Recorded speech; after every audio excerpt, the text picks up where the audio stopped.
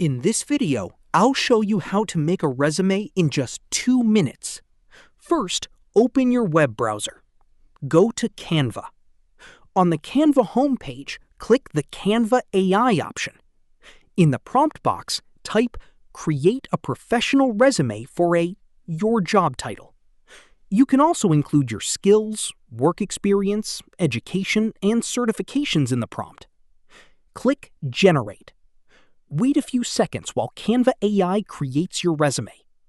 Review the generated resume. When your resume is ready, click Share. Select Download.